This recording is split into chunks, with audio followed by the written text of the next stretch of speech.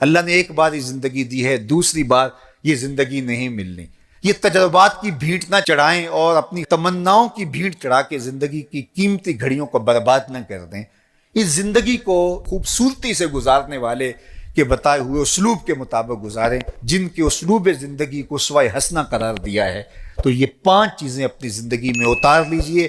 سب سے پہلی چیز کہ نیتوں کا حسن، دوسری چیز اپنے وقت کی قدردانی اور اپنی زندگی سے لا یعنی اور بے مقصد چیزوں کو نکال دینا، تیسری چیز جو اپنے لیے پسند کرو وہی اپنے مومن بھائی کے لیے پسند کرو، اور چوتھی چیز حلال بھی واضح حرام بھی واضح، اور جو درمیان میں شبہ والی چیزیں ہیں ان سے اپنے آپ کو دور کیجیے، اور 5ویں چیز ہمارے ہاتھ سے اور ہماری زبان سے، ہمارے رویوں سے، ہمارے طرز معاشرت سے، ہمارے انداز زندگی سے کسی دوسرے کو کوئی تکلیف نہ پہنچنے پائے۔ یہ رویے اگر ہم اختیار کر لیتے ہیں تو ایک پاکیزہ، خوبصورت، خوشگوار زندگی کا تصور ابھرے گا، اور جینے کا میں نے کہا مزہ ہی نہیں، نشہ آنا شروع ہو جائے گا۔ پھر زندگی کا ایک ایک پل قیمتی بھی ہو جائے گا، با مقصد بھی ہو جائے گا، اور پھر ایک نئی معاشرت کی تشکیل کے اندر ہمارا کردار بھی انتہائی اہمیت کا حامل ہو جائے گا۔ ورنہ جینے کو تو جانور بھی زندگی گزار رہے ہیں، جینے کو تو جو ہے وہ پرندے اور چوپائے بھی زندگیاں بسر کر رہے ہیں۔ انسان اشرف المخلوقات انہی خوبیوں کی وجہ سے ہے، جو ممتاز ہوتا ہے دیگر مشارکات سے اور دیگر مخلوقات سے، وہ اس کے وہ وصف ہیں۔ ورنہ تو یہ گوشت پوست اور باقی اعضائے بدنیاں جو انسان کے ساتھ جڑے ہوئے ہیں، یہ باقی جانوروں کے ساتھ بھی جڑے ہوئے ہیں، بلکہ بہت ساری چیزیں ان کو ہم سے زیادہ دی گئی ہیں۔ کسی کی نظر میں جو تیزی ہے وہ ہم سے زیادہ ہے۔ یہ کرگس کتنی دور تک دیکھ لیتے، ہم اتنی دور تک نہیں دیکھ پاتے۔ شیر کے پنجوں میں جو زور رکھا گیا وہ ہمارے پنجوں میں نہیں رکھا گیا۔ پرندے اڑ بھی لیتے ہیں، ہم اڑ نہیں سکتے ہیں۔ مچھلیاں جس طرح سے تیر لیتی ہیں ہم اس طرح سے تیر نہیں پاتے ہیں۔ اس طرح مختلف جانوروں کو امام سلفی نے طیوریات کے اوپر جو لکھا اس میں جانوروں کے مختلف وصف لکھے، تو بہت ساری چیزیں ہیں۔ کسی میں قوت شامہ اتنی ہے، سونگنے قوت اتنی ہے، یہ چیل کہاں سے سونگ کر کے آ جاتی ہے، اتنی قوت شامہ ہمارے پاس نہیں ہے۔ اسی طرح کوئل جس طرح سے بولتی ہے، جو اس کو جو ہے وہ سر دی گئی ہے وہ ہمیں نہیں دی گئی ہے۔ مور کو جو رنگ دیے گئے ہیں وہ رنگ ہمارے پاس نہیں ہے۔ لیکن احسن تقویم ہم کیوں قرار پاتے ہیں؟ احسن تقویم ہم اس لیے قرار پاتے ہیں کہ وہ اوصاف حمیدہ جو انسان کو دیے گئے وہ کسی اور کا مقصود نہیں ہے، اور اگر وہ اوصاف اس میں نہیں پیدا ہو پاتے تو پھر قرآن نے دوسری بات کہی، اولئک کالانعام بل ہم اضل، یہ چوپائے ہیں بلکہ چوپایوں سے بھی بدتر ہیں۔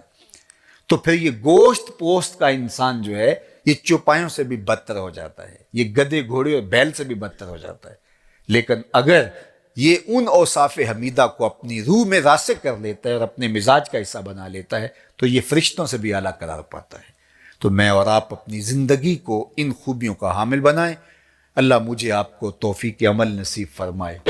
دلوں سے نور کی شعائیں نکلتی۔ کسی زمانے میں لوگ اس بات کو نہیں مانتے تھے، جو عقل والے تھے، لیکن اس زمانے کے اندر موجودہ سائنس نے اسیری لہروں کو تسلیم کیا ہے، اور وہ کہتے ہیں کہ جو شخص نیک ہے اس کے بدن سے وہ لہریں نکلتی ہیں، اچھے اخلاق والا، اچھے کردار والا، اور دوسرے پر وہ مرتب ہوتی ہیں، اور جو بدکار ہے، برا شخص ہے، اس کے بدن سے وہ لہریں نکلتی ہیں اور دوسرے پر مرتب ہوتی ہیں۔ اور حضور علیہ السلام نے صدیوں قبل یہ بات بتائی۔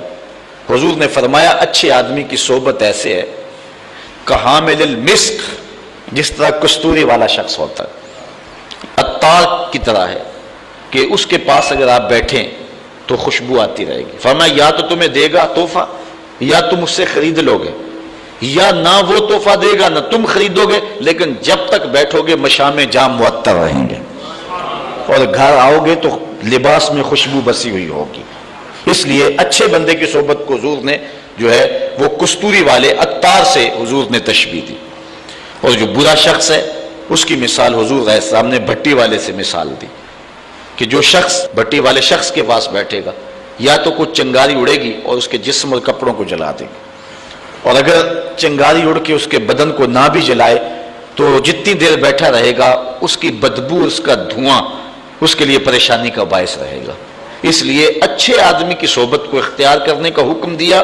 ہمارے مشائخ نقشبندیہ کا طریقہ یہ ہے وہ کہتے ہیں کہ اچھے آدمی کی صحبت میں جا کے بیٹھ جاؤ، نہ تم کوئی بات کرو نہ وہ کوئی بات کرے، اس کے باوجود بھی من میں روشنیاں ہوں گی، من میں اجالے اتریں گے۔ اللہ اکبر۔ وہ میاں صاحب نے کہا تھا نا، چنگے بندے دی صحبت یارو جویں دکان اتاراں، سودا پاویں مول نہ لئیے ہلے آن ہزاراں۔ تے برے بندے دی صحبت یارو جویں دکان لوہاراں، تے کپڑے پاویں کنج کنج بھئیے چنکاں پین ہزاراں۔ تو اب جل جانے کا اندیشہ بہر صورت موجود ہے۔ تو اس لیے آج دنیا جو ہے وہ اسیری لہروں کو مانتی ہے۔ میں اس کی سادہ مثال آپ کو دینا چاہتا ہوں کہ کسی کے بدن سے اسیری لہریں نکلنا تو دور کی بات ہے، کسی شخص کے تذکرے سے اس کے اثرات مرتب ہوتے ہیں۔ مثال کے طور پہ اگر آپ کے کسی دیرینہ اور پیارے دوست کا تذکرہ چھیڑ دیں، گفتگو کر دیں، تو اس سے طبیعت میں خوشی پیدا ہوگی کہ نہیں ہوگی؟ آپ حشاش بشاش ہو جائیں گے۔